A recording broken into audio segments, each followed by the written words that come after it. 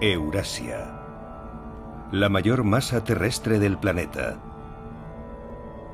Unos 10.000 kilómetros desde el Pacífico hasta el Océano Atlántico. Una distancia formidable incluso en el mundo de hoy. Y sin embargo, a lo largo de esas vastas distancias, los seres humanos hicieron realidad una de las mayores empresas de la historia: la Ruta de la Seda. Una ruta comercial extraordinariamente rentable. Y mucho más que eso. Durante miles de años, productos exóticos, nuevas tecnologías, ejércitos conquistadores e ideas brillantes viajaron a lo largo de la Ruta de la Seda.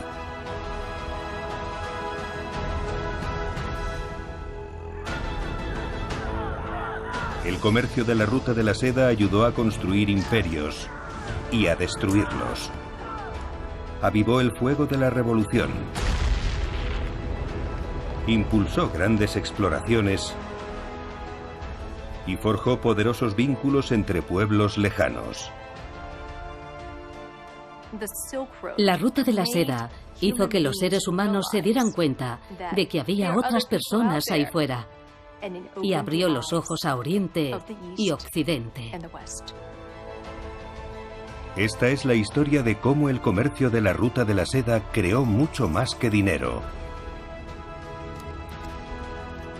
Es la historia épica de cómo la Ruta de la Seda ayudó a crear un mundo. El mundo que nos creó a nosotros. Cómo la Ruta de la Seda hizo el mundo. Episodio 1. Guerra.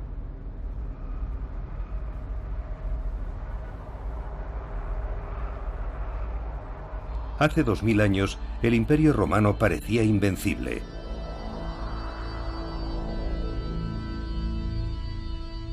Roma había conquistado casi toda Europa y envió sus legiones más allá del Mediterráneo oriental, a Oriente Medio, la puerta de entrada a las riquezas de Asia. Pero la ruta al este podía convertirse en un camino sangriento. En el 53 a.C., cerca de la ciudad mesopotámica de Carras, los partos, un imperio regional que aunaba las culturas persa y griega, se enfrentó al ejército romano.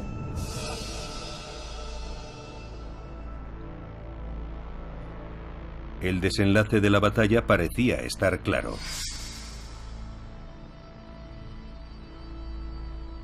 40.000 romanos se enfrentaban a tan solo 10.000 partos. Y las legiones de Roma tenían a los mejores soldados de infantería de Europa. Solo había un problema. El ejército de los partos no luchaba a pie. Los partos eran arqueros montados, versátiles y veloces como el viento. Los romanos mantuvieron una posición fija.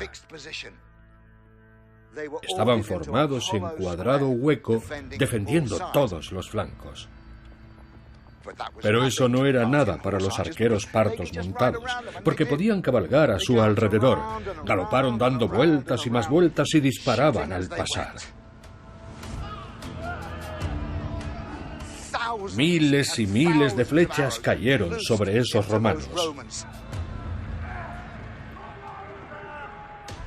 Lo que los romanos hicieron fue dar la orden de formar en testudo. Consistía en colocar los escudos juntos, y en las filas posteriores eran colocados a modo de techo. Testudo significa tortuga en latín. Pero los partos tenían la respuesta para esa tortuga: un martillo capaz de abrir su caparazón.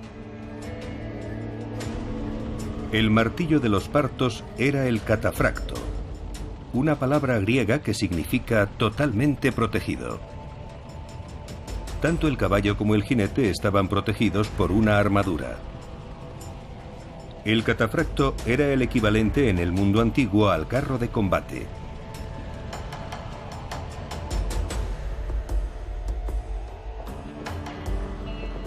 En Carras, las cargas de los catafractos abrieron el testudo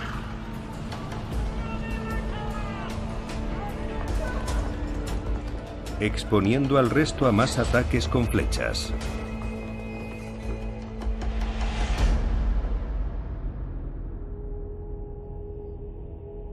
$30.000 romanos murieron o fueron apresados.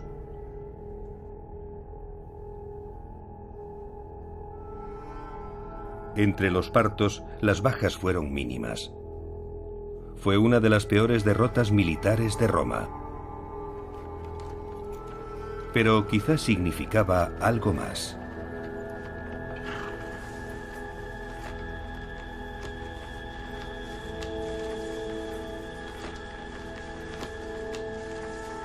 Un historiador romano escribió que los partos deslumbraron a los romanos con estandartes hechos de un hermoso tejido, la seda.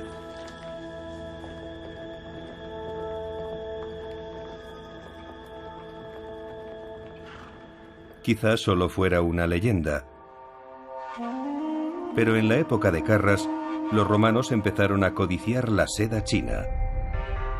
Y China empezó a vender seda a Roma a cambio de sus lujosos vidrios y oro.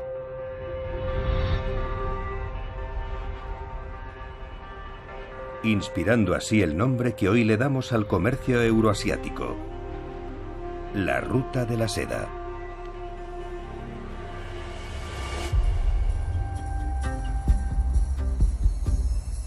Pero mucho antes de que romanos y partos lucharan en Carras, el comercio entre los pueblos de Eurasia había dado forma a sus vidas, haciendo posibles cosas nuevas y transformando el mundo.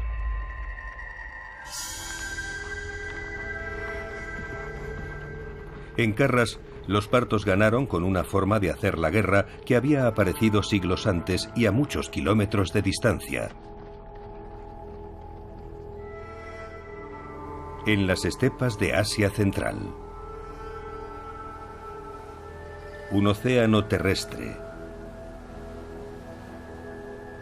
en el que la victoria en la batalla y en la vida misma dependía de desplazarse muy lejos y muy rápido.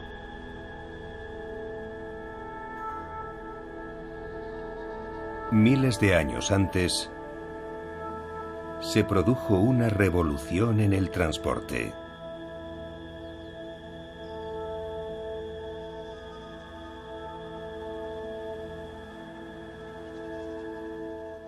Existen evidencias de la existencia de caballos domesticados en lo que hoy es Kazajistán y el sur de Rusia alrededor del 3500 a.C.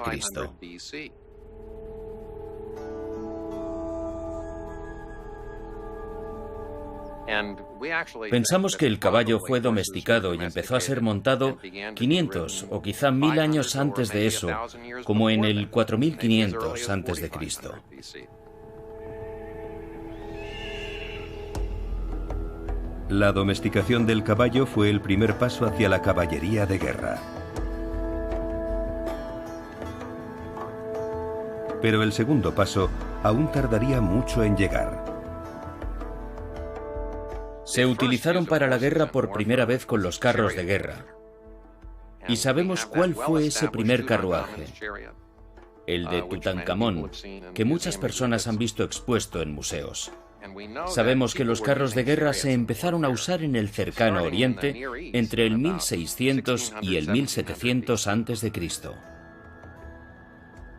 Los caballos no se utilizaron como caballería organizada hasta después del año 900 a.C., casi 1000 años después de que aparecieran los carros de guerra. Y siempre me ha sorprendido que la caballería comenzara después del carro de guerra. El carro de guerra era muy complicado de guiar. Hay que entrenar a dos caballos para que trabajen juntos y tiren de un vehículo muy difícil de manejar que lleva a dos personas.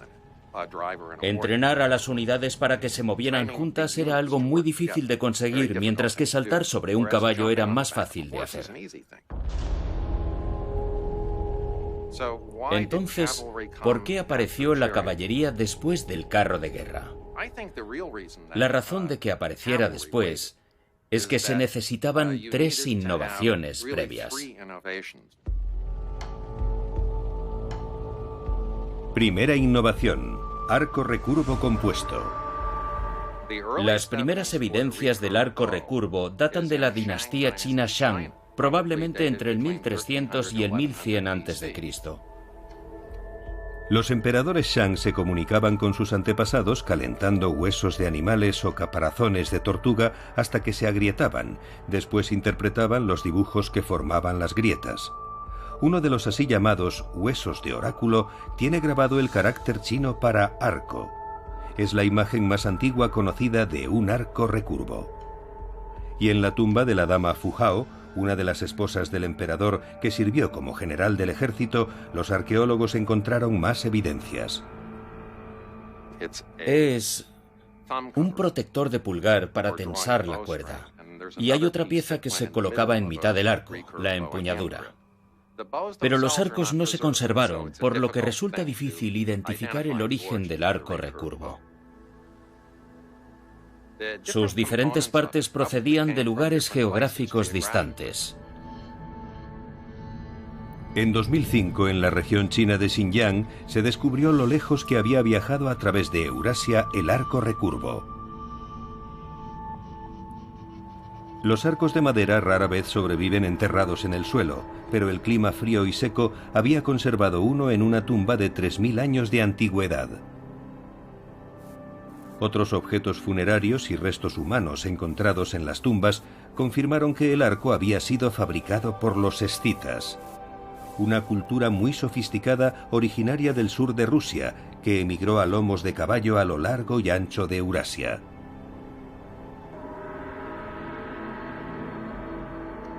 El lugar exacto donde nació el arco recurvo compuesto sigue siendo un misterio de la arqueología. Pero no hay duda de que hace 3000 años a cualquiera que peleara a caballo le habría parecido revolucionario. Un arco tiene tanta fuerza como largo es. Su potencia depende de la longitud. El arco recurvo, a pesar de su corto tamaño, tiene la misma longitud. Es un arco corto más fácil de manejar sobre la grupa del caballo y sobre el cuello del caballo. Era mucho más fácil de usar montado a caballo. El arco recurvo es técnicamente bastante más difícil de fabricar. Se necesitó mucho tiempo para llevar el arte de fabricar arcos hasta ese nivel. Lo curvaban hasta conseguir estas formas sinuosas que funcionan como un resorte incorporado. Pero esto solo se podía hacer con materiales compuestos. Eso quiere decir que está hecho con varios materiales. El corazón era de madera, generalmente de haya, y luego llevaba asta de cuerno de búfalo y tendones, los tendones de un animal. Así, golpeando, se obtienen estas fibras muy finas, unas fibras con una resistencia tremenda a la tensión de rotura. Son elásticas, resistentes y evitan que el arco se parta. Estos son todos los materiales que incrementaban su potencia, la fuerza del arco. Pero antes, los fabricantes de arcos tuvieron que resolver un gran problema. ¿Cómo evitar que un arco tan fuerte, hecho con tantos materiales diferentes, se rompiera cuando se le sometía a tanta tensión?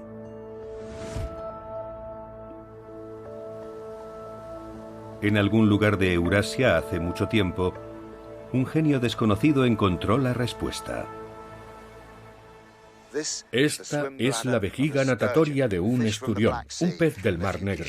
Y si la rompes en pedazos y la pones en agua caliente, se obtiene una viscosa y maravillosa cola. Esta sencilla idea de hacer pegamento con la vejiga natatoria de un pez fue un avance tecnológico de consecuencias inmensas. Es lo que hizo que el arco compuesto pudiera existir. Y a su vez, el arco compuesto supuso una revolución militar de consecuencias de muy largo alcance. El arco recurvo compuesto dio origen a un nuevo tipo de guerrero: el arquero montado. El arquero a caballo podía disparar desde la silla de montar, en parte debido a la nueva tecnología del arco compuesto. Eran arcos cortos y robustos. Puedes disparar y luego pasar al otro lado del caballo. Puedo girarme y disparar hacia atrás. Es mucho más apropiado para manejarlo montado a caballo. Todos los que lucharon, ya fueran enemigos o amigos, querían un arco recurvo compuesto. A principios del primer milenio antes de Cristo se utilizaba desde Asia Oriental hasta Europa Oriental. El arco recurvo dio al arquero montado una capacidad de matar sin precedentes. Pero no se convirtió en un soldado de caballería. Para que los arqueros montados pudieran convertirse en una fuerza militar eficaz, se necesitaba un gran suministro de flechas idénticas. Y eso no existía. Las puntas de flechas eran de diferentes tamaños y pesos. Algunas estaban hechas de hueso, otras de sílex y otras de bronce. Todas se fabricaban de forma individual y tenían que ajustar el lanzamiento dependiendo del peso de cada flecha. Igualmente, cuando los soldados de una unidad lanzaban al mismo tiempo sus flechas, de pesos ligeramente distintos, éstas alcanzaban distancias diferentes. Una de las características de las puntas de flecha de piedra es su extremo aplanado. ¿Cómo las unían al astil de la flecha? Con cuerdas o tendones de buey. ¿Qué desventajas tenía eso? Primero, las flechas lanzadas tendían a cambiar de dirección fácilmente. Segundo, se desprendían con facilidad. Segunda innovación: punta de flecha de bronce engarzada. Una de las innovaciones tecnológicas fue la invención de la punta de flecha engarzada. Estaban hechas de bronce y se fabricaban con molde. El bronce fundido se vertía en un molde de forma que se podía fabricar un número infinito de puntas de flecha de peso similar con el mismo molde.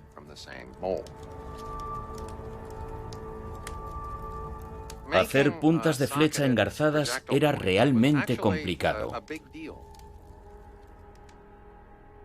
Se necesitaba un molde con un núcleo en el lugar donde iba la espiga para poder verter el metal fundido, de forma que todo tuviera el mismo grosor.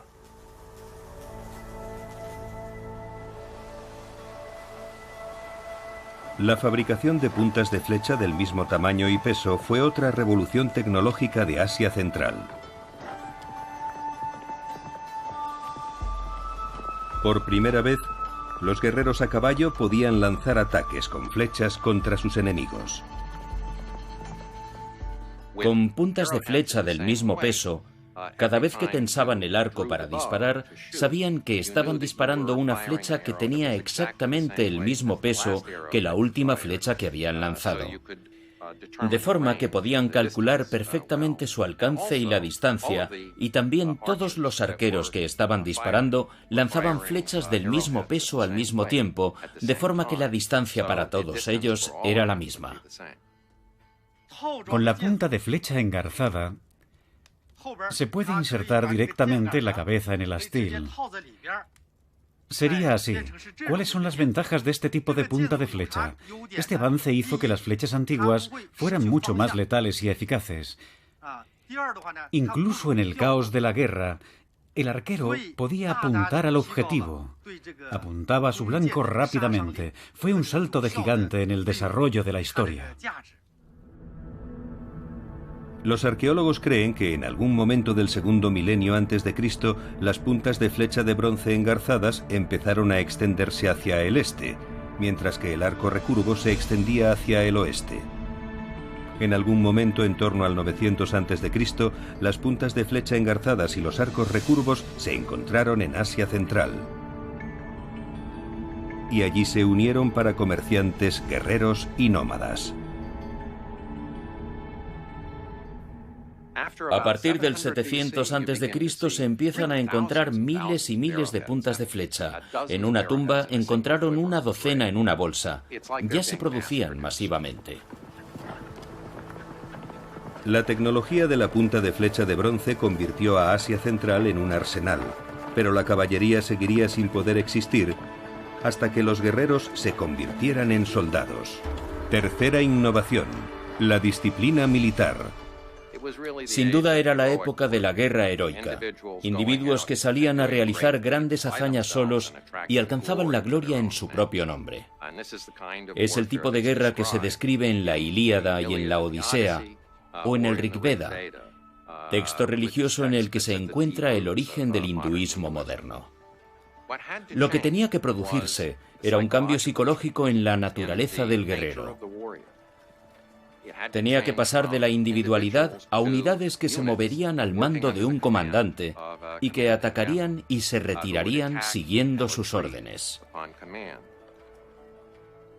El cambio psicológico desde el guerrero heroico al soldado probablemente fuera un rasgo de la guerra urbana, de ejércitos asociados con las grandes ciudades de Mesopotamia e Irán.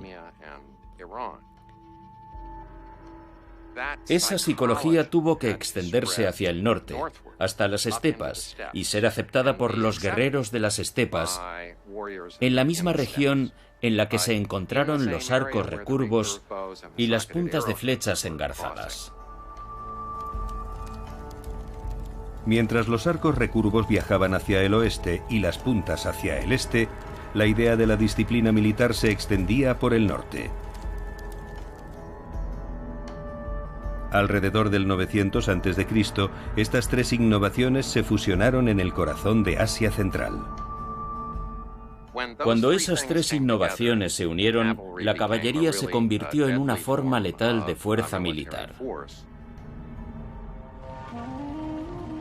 Una fuerza que sometería a una dura prueba a los ejércitos más poderosos del mundo antiguo. Hace 2000 años, cuando los romanos marchaban hacia el este para expandir su imperio, China avanzaba hacia el oeste. Y al igual que los romanos, los chinos se toparon con un temible enemigo ecuestre. Los Xiongnu eran nómadas de las estepas de Asia Central.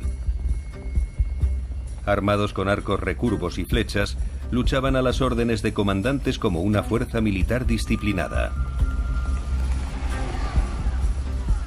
Asaltaban aldeas chinas y saqueaban el floreciente comercio entre Oriente y Occidente. Y nadie podía lograr que pararan. Los Xiongnu fueron un auténtico dolor de cabeza para los chinos del mundo antiguo. Simplemente seguían llegando y no se detenían. Codiciaban los mejores bienes materiales producidos por los chinos.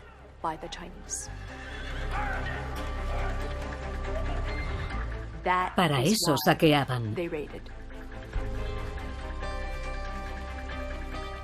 Imagina que eres un aldeano chino y que esos hombres aparecen, descienden la colina sin advertencia previa, arrasan tu aldea, disparan a tu marido, cogen a las mujeres. No hay lugar donde esconderse, solo un remolino de polvo y de flechas. Llegan y se marchan, roban el ganado y huyen. China envió todo su poderío militar contra los Xiongnu. Los famosos guerreros de terracota ilustran el tamaño y la fuerza de los ejércitos chinos. Pero los chinos combatían a pie y desde carros de guerra, poco eficaces frente a una caballería que golpeaba y huía. Un cortesano chino escribió que los Xiongnu se movían como una bandada de pájaros sobre la tierra, imposible de controlar. Cuando la guerra a caballo se hizo realmente letal y eficaz, se convirtió en un auténtico problema. Si eras agricultor, los nómadas sabían dónde encontrarte en todo momento. Tu casa estaba en el mismo lugar 12 meses al año, y cuando las cosechas estaban maduras, tenías que recogerlas. Y los nómadas sabían cuándo llegaba ese momento. Por el contrario, si querías devolver el golpe, era imposible saber dónde estarían o cuándo aparecerían. Primero tenías que dar con ellos. Para poder vencer, Los chinos necesitaban soldados que pudieran pelear como ellos. Necesitaban una caballería. Se escribieron tratados para enseñar a los guerreros chinos a hacer frente a las tácticas y los métodos de los Xiongnu. Esos tratados introdujeron la idea de la caballería en el ejército chino.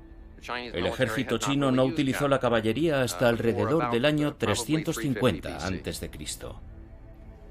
El ejército chino al principio se enfrentó a cierta resistencia por parte de las antiguas familias aristocráticas que decían: mi padre luchó sobre un carro, su padre también, y yo lucharé en un carro con mi túnica larga como mis antepasados.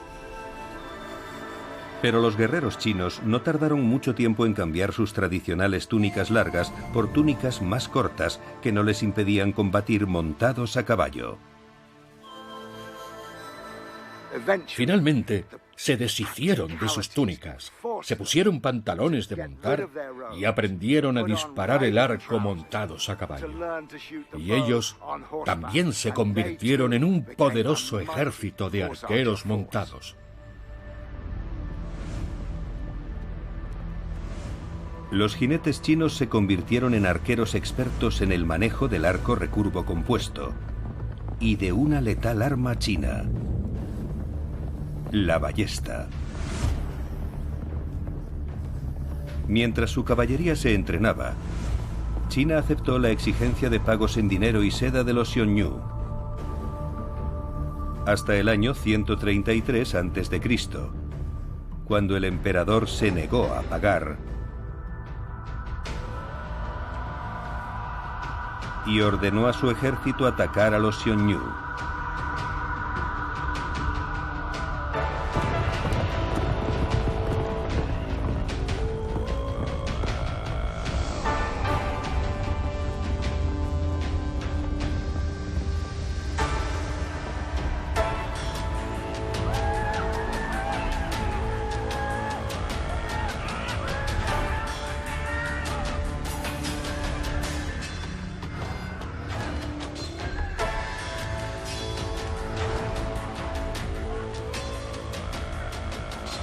La caballería china derrotó a los nómadas.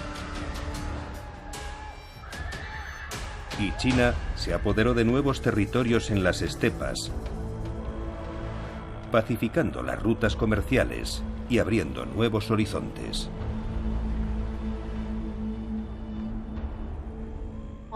Por un lado, existía un conflicto perpetuo, en el caso de la cultura china, entre los Xiongnu y la dinastía China Han, que había dado lugar a un estado de guerra permanente.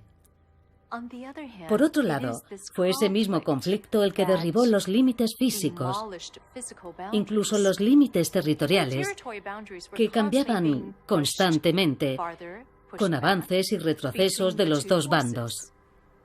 Y eso fue un estímulo para el intercambio, para los cambios políticos, para las nuevas ideas o para las tradiciones artísticas. También abrió una nueva era para la ruta de la seda. Una fortuna en oro romano viajó al este como intercambio por sedas chinas.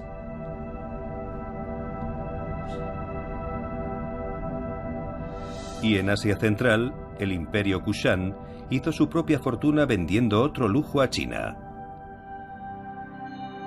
el jade.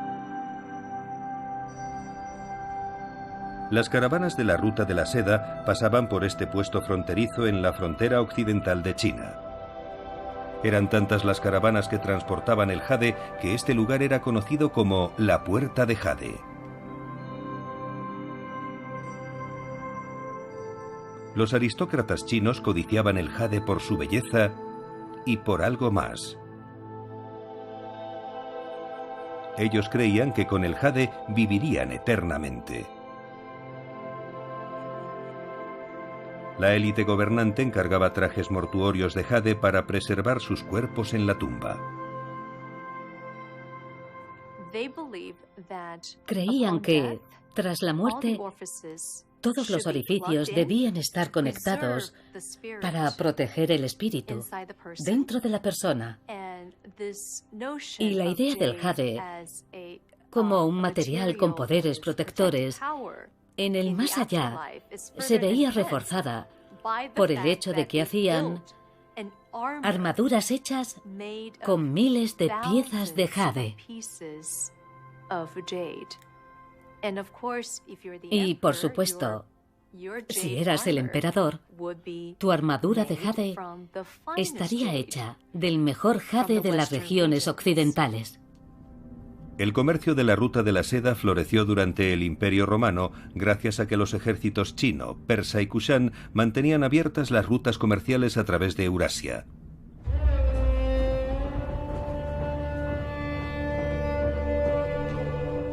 China había equilibrado el campo de batalla con los salteadores nómadas de las estepas.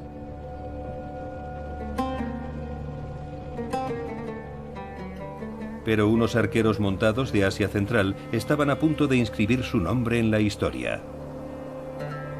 En el siglo IV después de Cristo, Europa fue invadida por un pueblo de Asia Central cuyo nombre sigue evocando una crueldad bárbara.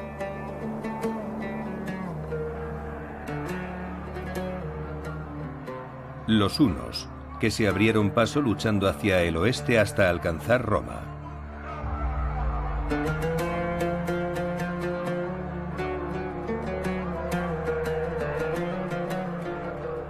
Algunos pueblos europeos, como los godos y los visigodos, los así llamados bárbaros, huyeron antes de ser atacados y buscaron refugio en territorio romano. Cuando los hunos se retiraron del mundo romano, esos refugiados bárbaros se quedaron.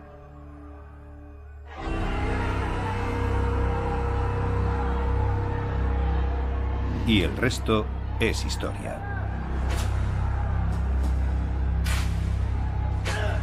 El Imperio Romano de Occidente se sumió en el caos.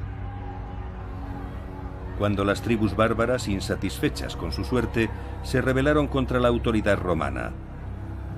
Pero los emperadores romanos, muy debilitados, no pudieron tomar el control.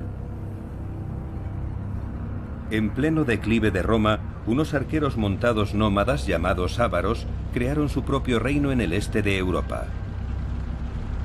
Desde Asia habían traído con ellos una nueva innovación militar: el estribo. Esta estatua china del siglo IV después de Cristo es la primera representación conocida de unos estribos. Unos 300 años después, un jinete ávaro recorrió Hungría con estos estribos.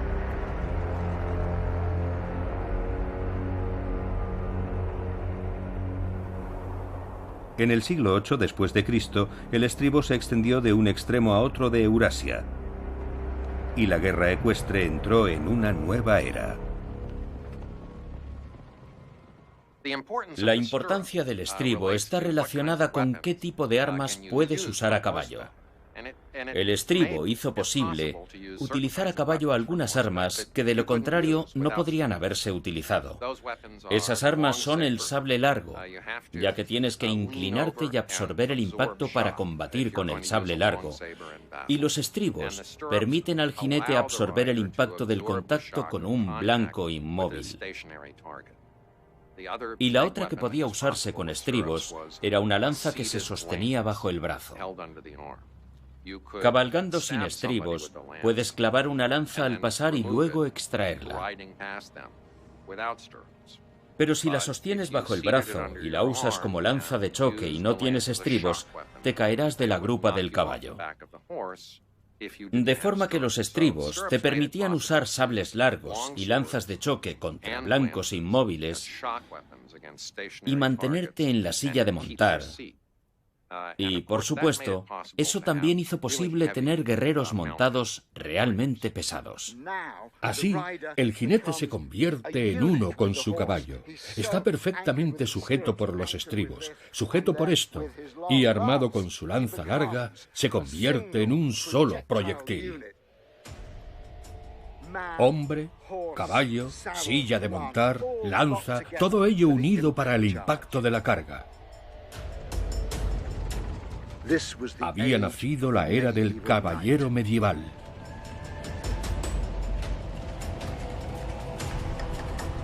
El poder del caballero medieval nació de la fusión del estribo asiático y las antiguas tácticas de choque del catafracto persa junto con una invención europea: la armadura de placas articulada.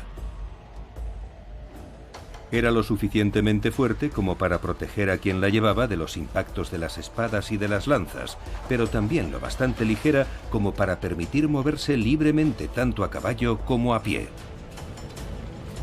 La caballería pesada nunca había sido un arma de guerra tan poderosa. La guerra montada medieval era una forma de guerra que generaba mucha fuerza sobre el jinete. Era una guerra de alto impacto.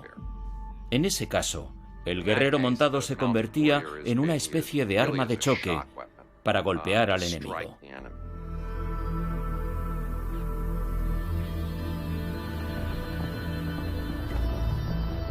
Pero incluso los formidables caballeros europeos serían superados por la caballería de Asia Central, que salió de las estepas y cambió el mundo. El imperio conquistado más grande que el mundo haya visto jamás fue creado por unos pastores nómadas de Asia Central.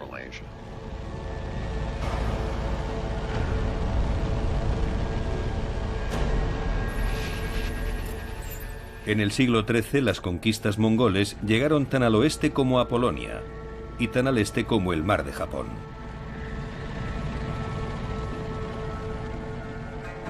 Los ejércitos mongoles combinaron las devastadoras tácticas de choque de los arqueros montados con una organización militar altamente sofisticada. Se agrupaban rápidamente y se marchaban a campos de batalla lejanos. Su caballería llegaba al campo de batalla antes de que el enemigo hubiera podido levantar sus defensas. Así disuadía al enemigo tanto psicológica como estratégicamente. Se decía que la caballería aparecía de repente, como caída del cielo, y que desaparecía rápidamente sin dejar rastro. Los historiadores occidentales, especialmente los europeos, escribieron que los mongoles aparecían en el horizonte, en diferentes puntos, y de repente estaban delante de ti como nubes oscuras. La clave, los ataques sorpresa.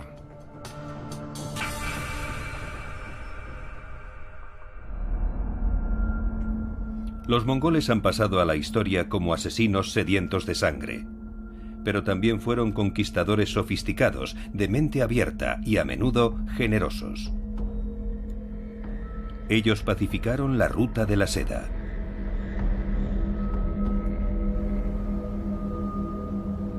El comercio entre Occidente y Oriente floreció bajo esa paz impuesta por los mongoles, la Pax Mongolica, también llamada la paz mongola. Antes de la era de la Pax Mongólica, el bandolerismo era un problema muy serio para los comerciantes, para las caravanas, a lo largo de la ruta de la seda. La reputación de Gengis Khan y de sus descendientes mantuvo la paz y la seguridad a lo largo de toda la ruta de la seda, porque los bandidos tenían mucho miedo a los soldados mongoles. La Pax Mongólica. El control del comercio y del intercambio, que fue posible bajo los mongoles, conectó China con Europa y con el cercano Oriente de una manera muy estrecha por primera vez en la historia mundial. Y eso tuvo un impacto muy profundo en el desarrollo de la civilización europea. Protegidos por la Pax Mongólica y ansiosos por mantener buenas relaciones con el imperio mongol, los europeos comenzaron a viajar al este como nunca antes lo habían hecho. Mercaderes, misioneros y diplomáticos viajaban al este por las rutas comerciales. Y a su regreso traían populares productos asiáticos como las telas y las especias y relatos sobre las riquezas y las maravillas de Oriente. algunas reales, otras imaginarias, pero todas fascinantes. Desde Europa hasta China, el comercio de la Ruta de la Seda difundió nuevos conocimientos sobre tierras distantes. La Ruta de la Seda hizo que los seres humanos se dieran cuenta de que había otras personas ahí fuera y abrió los ojos a Oriente y Occidente. Las ciudades italianas de Venecia y Génova cosecharon grandes beneficios. Sus mercaderes viajaban de forma segura por toda Eurasia y fundaron puestos comerciales en el Mar Negro para recoger y transportar las mercancías de la Ruta de la Seda. Con las ganancias de la Ruta de la Seda financiaron espléndidas obras de arte y arquitectura. Pero la competencia provocó nuevas guerras. En una de esas guerras, Génova apresó a un próspero mercader veneciano llamado Marco Polo. Encarcelado por los genoveses, Marco Polo dictó a un compañero de prisión la historia de su viaje a China a través de la Ruta de la Seda. Hoy los expertos debaten si Marco Polo visitó realmente China o si solo volvió a contar las historias que había escuchado a otros viajeros de la Ruta de la Seda. Pero nadie discute que los viajes de Marco Polo fue una de las historias más influyentes de toda la humanidad. Europa cayó rendida ante sus historias sobre las riquezas inmensas y los adelantos de la civilización china.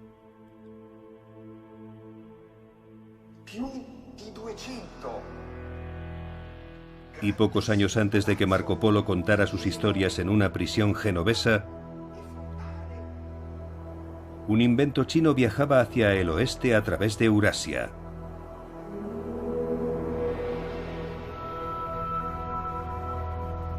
Fue descubierto siglos antes, cuando un experimento terminó muy mal.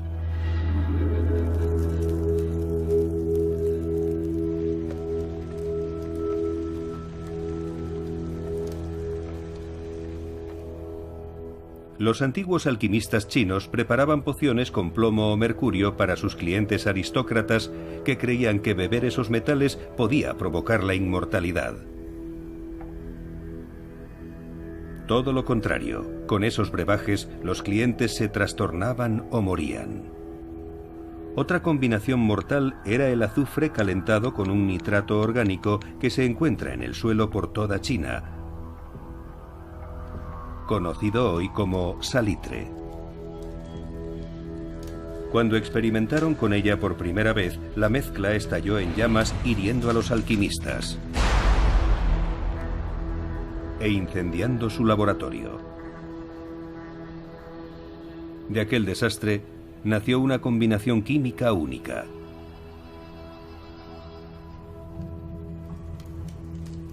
Puede que hubiera fracasado como elixir de la inmortalidad, pero demostró ser una poderosa y mortífera combinación. Este pergamino de aproximadamente el año 950 después de Cristo representa a unos demonios rodeando a un Buda sentado. Uno de los demonios sostiene lo que los chinos llamaban lanza de fuego. Es la primera imagen de una lanza propulsada por esa mezcla letal de salitre y azufre, conocida como pólvora.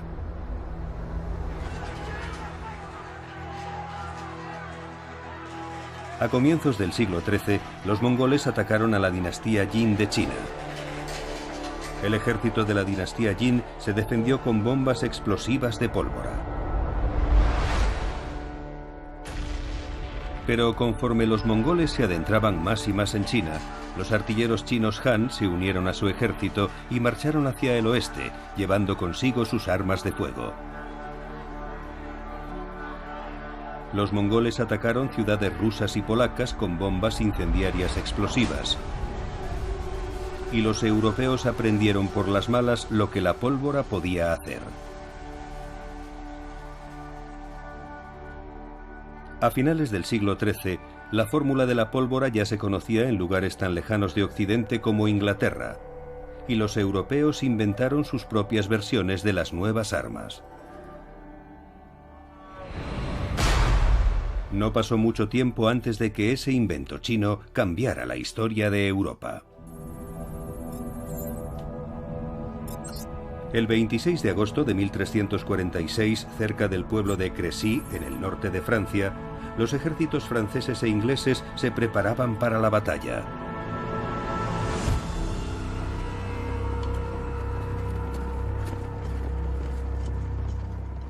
Montando sus corceles, encerrados en sus armaduras, lo más granado de la nobleza francesa formaba la última línea de batalla.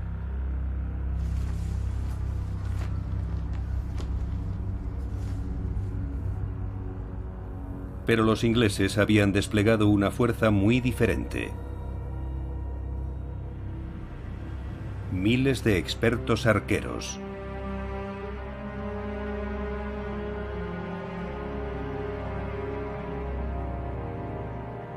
Los franceses enviaron a sus ballesteros genoveses, contratados para atacar a los ingleses antes de que los caballeros franceses los aniquilaran.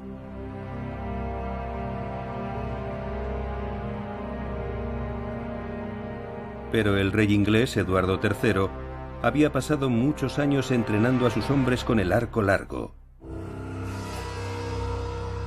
Y todo ese entrenamiento estaba a punto de rendir sus frutos.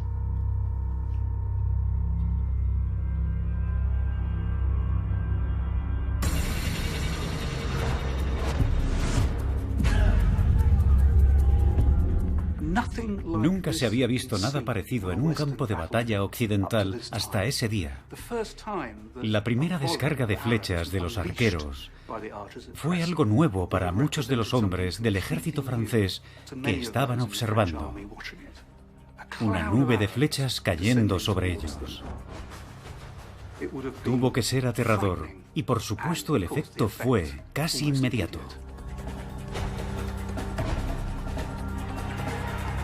Ante aquella lluvia de flechas inglesas, los genoveses se dieron la vuelta y huyeron. Y según las crónicas medievales de la batalla, también huyeron aterrorizados por otra arma inglesa.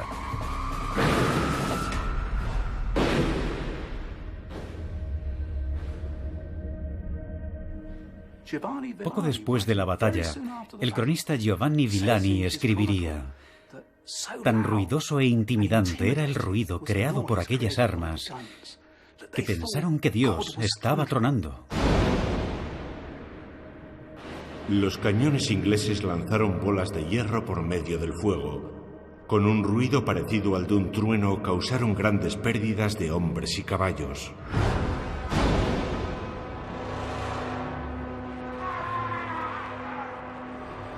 Un ruido semejante no tenía precedentes para los soldados en el campo de batalla. No estaban preparados para un estruendo de esa intensidad, acompañado del humo y del olor acre del azufre flotando en el aire.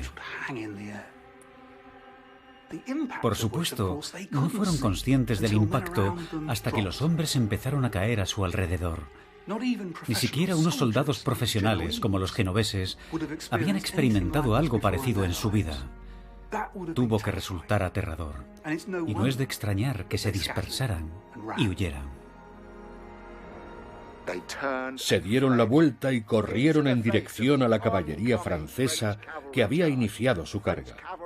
Cuando la caballería francesa llegó al campo de batalla, se quedaron horrorizados al ver a todos sus mercenarios huyendo. Y se lanzaron contra ellos. Muchos genoveses murieron al mismo tiempo que los franceses morían bajo las flechas y las descargas de los ingleses. Y todos los caballeros franceses, 12.000 en total, que duplicaban al ejército inglés, cargaron contra los ingleses. También cayeron bajo los disparos y las flechas de los ingleses. Y cargaron de nuevo una y otra vez, hasta 15 y 16 veces cargaron. Los caballos eran hechos pedazos y tiraban a sus jinetes, y los que no habían caído fueron descabalgados por los hombres de las dagas, que acababan con esos caballeros. Ese fue un momento de la historia que cambió el mundo. Marcó el principio del fin de la edad de la caballería medieval. La batalla de Crécy ha pasado a la historia como una de las primeras ocasiones en las que se utilizaron armas de fuego en un campo de batalla europeo.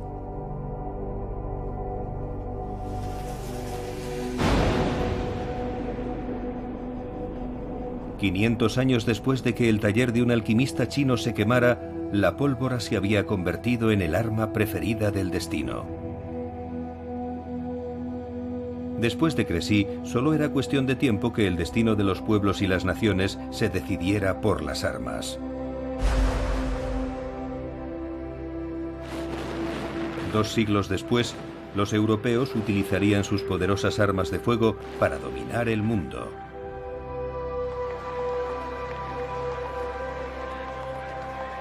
Creando imperios que evolucionarían hasta la cultura del comercio global actual, que une a los pueblos a través del comercio, en lugar de las armas.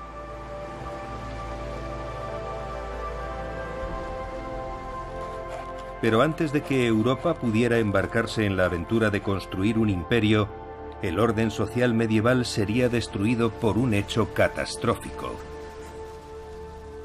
que forjaría una nueva Europa en el crisol del horror. Mientras las armas tronaban en Crécy, algo viajaba a través de las rutas comerciales de Eurasia.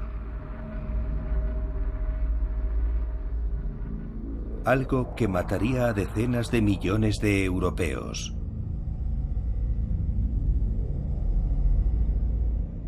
Un apocalipsis destructivo de la vida humana que pondría las bases del mundo moderno.